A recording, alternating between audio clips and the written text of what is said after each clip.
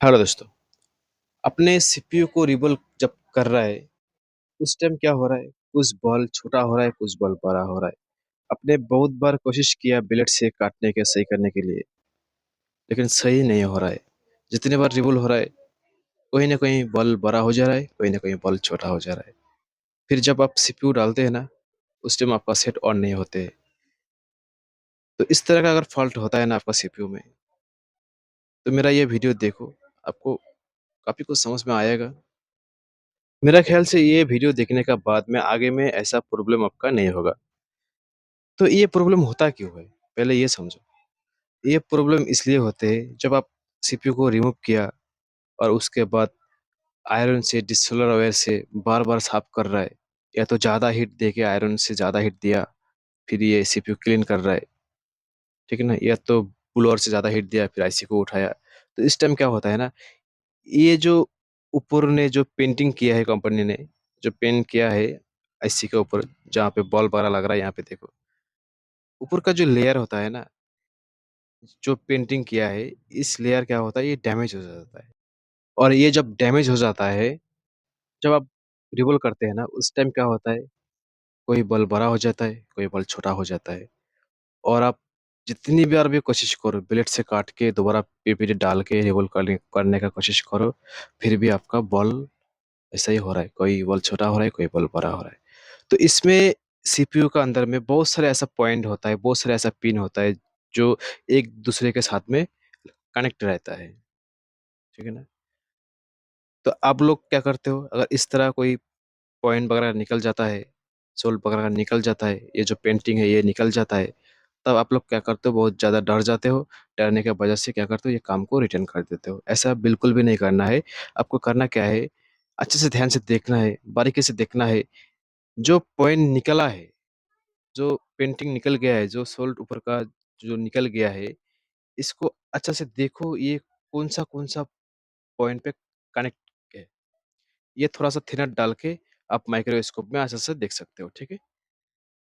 अगर देखें कि ये जो पॉइंट निकल गया है, ये पॉइंट दूसरी और तीसरी और बहुत सारे पॉइंट के साथ लगा है, तो आप एक काम करो, जितने भी पॉइंट निकल गया है, सारे पॉइंट को यूवी ग्लू से ढक दो। कुछ दिक्कत नहीं है, क्योंकि उस पॉइंट पर, उस लाइन पर और भी बहुत सारे पॉइंट रहता है। उनमें से कोई एक बल बनेगा ना, तो आपका काम बन जाएगा। ऐसा ज़रूरी नहीं है कि हर एक बॉल आपको बनाना पड़ेगा, क्योंकि एक ही लाइन में बहुत सारे बॉल होता है। तो आपको पहले ये माइक्रोस्कोप में देखना है, क्या ये जो पॉइंट है, जो निकल गया है, ये जो लाइन है, ये लाइन में अगर और भी ज़्यादा बॉल है, मतलब जो निकल गया है, इससे ज़्यादा और भी बॉल बनने का पॉइंट है ये सब, तो आप सारे पॉइंट को यूवी ग्लू से ढक सकते हो कुछ इस तरह से, ठीक है? अगर कोई सिंगल पॉइंट होता है ना, तो आपको फिर उसको अच्छे से यूवी ग्लू लगा के उसको फिर ब्लेड से खुरस के उस पॉइंट को निकालना पड़ेगा। अगर एक ही लाइन पे मल्टी टाइप पॉइंट लगा है रिबोलिंग करने के लिए, तो आप 2-4 पॉइंट को छोड़ के सारे पॉइंट को ईवू ग्लू से आप मतलब यहाँ पे कवर कर सकते हो। कोई इश्यू नहीं है, ठीक है? आप माइक्रोस्कोप में ध्यान से देखो। तो दोस्तों यहाँ पे देखो, मैंने यहाँ पे बहुत सारे पॉइंट जो ऐसा है ना, जो रिबोलिंग करने का टाइम में कहीं-कहीं बॉल छोटा हो रहा है, कहीं-कहीं बॉल बड़ा हो रहा है। तो इसलिए मैंने ये सारे बॉल को ईवू ग्लू से कवर कर लिया है। ऐसा नहीं है कि जो मैंने बॉल कवर किया है, ये कोई न कोई दूसरे के साथ कनेक्टिविटी है, कनेक्ट है, ठीक है ना? तो इसलिए मैंने कवर किया है। जो सिंगल है उसको मैंने छोड़ दिया, उसको अच्छे से कवर करने का कोशिश किया, ठीक है? तो ये मेरा स्टूडेंट ने ऐसा कुछ किया है, ये उनका शायद आयरन का हीट ज़्यादा हो गया होगा, या तो ब्लोअर का हीट ज़्यादा हो गया होगा, इसका वजह से ये ऐसा फ़ॉल्ट आता है।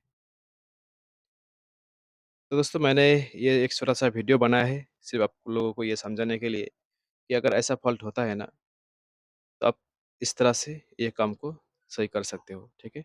डरना कुछ भी नहीं है, सिर्फ़ आपको थोड़ा-सा दिमाग लगाना है, देखना है अच्छे से, क्या ये पॉइंट जो है, जो निकल गया है, ये एक-दूसरे के साथ कनेक्ट है क्या नहीं? अगर एक-दूसरे के साथ कनेक्ट नहीं है, तो फिर उसको आपको अच्छे से ईवी ग्लू लगा के अच्छे से फिक्स करना पड़ता है, ठीक है? तो चलो दोस्तों, अगर किसी को सीपीयू कैसे रिमूव करते हैं, कैसे रिवॉल्व करते हैं, कैसे ग्लू क्लीन करते हैं, अगर ये सब सीखना है, तो दिए हुए नंबर पे कॉन्टैक्ट करें। आपका 7 डेज़ का कोर्सेज़ होगा। सिंगल, डबल ऐसे आपको सिखाएँगे, किस तरह से रिबोलिंग करते हैं, किस तरह से न्यू रिमूव करते हैं, ठीक है ना? लेकिन दोस्तों मेरा पास अभी मदरबोर्ड थोड़ा शॉर्टेज है, आप लोग रिक्वेस्ट है, आप लोग मदरबोर्ड कुछ न कुछ लेके आइएगा घर से, नहीं तो आपको अच्छे से हम नहीं सिखा पाएँगे क्योंकि मेरे पास अभी मदरबोर्ड बहुत ही शॉर्टेज हो रहा है, ठीक है? तो दोस्तों यहाँ पे देखो कि ये सेट अभी ऑन हो रहा है कि नहीं हो रहा है देखते हैं। तो यहाँ पे देखो चार्जिंग लोगो आ गया है, शायद इसका बैटरी लो होगा, ठीक है? वीडियो कहीं पे अच्छा लगे तो लाइक, शेयर, सब्सक्राइब करना मेरे चैनल को। Thank you so much.